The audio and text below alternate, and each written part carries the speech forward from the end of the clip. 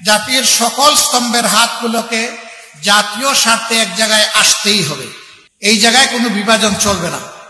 একটা জাতি যখন ঐক্যবদ্ধ থাকে গোটা বিশ্ব তাদেরকে সম্মান করতে বাধ্য হয়, আর জাতিটা যখন বিভক্ত হয়ে পড়ে তখন তাদের মাথার উপর সবাই মাতব্বরি করে, এবং এতে ওই জাতির শুধু ক্ষতির পরিমাণ বাড়ে, জাতি লাভবান হয় না। আজকে বড় প্রয়োজন আমাদের অক্ষের।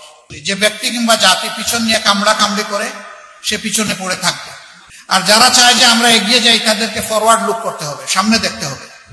এই জন্য আসুন পচা পিছনটাকে পিছনে ফেলে দেই, এটা নিয়ে আর চর্চা না করি। এখন জাতি হিসাবে ঐক্যবদ্ধভাবে সামনে কিভাবে আমরা আগাবো, আমরা সেই রোডম্যাপ তৈরি করি সবাই মিলে। এখানে যারাই রাজনীতি করবেন তাদের জন্য আল্লাহ একটা রাজকীয় মন দেন, তারা যেন জটিল এবং সংকীর্ণ মনা না হয়, তারা যেন এক ছোকা না হয়, তারা যেন তুষামোদকারীদের পাল্লায় পড়ে জনগণকে ভুলে না যায়, তারা যেন জনগণের খাদেম হন, তারা যেন জনগণের মালিক না হন। এই মানসিকতা নিয়ে যেন রাজনীতিতে সবাই আগায় আসে। আদর্শ ডেমোক্রেসির বিউটি হচ্ছে যার যার আদর্শ মেলে ধরবে, জনগণ এখান থেকে চুজ এন্ড পিক করবে, পছন্দ করবে, গ্রহণ করবে।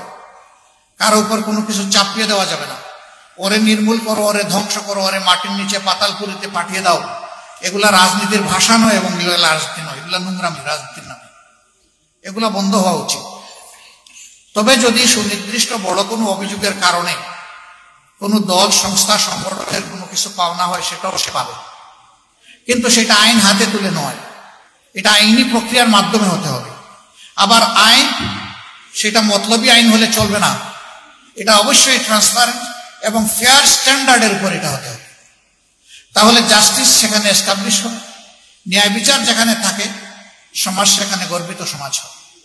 আমরা ন্যায় বিচার ভিত্তিক একটা গর্বিত সমাজ গড়তে চাই।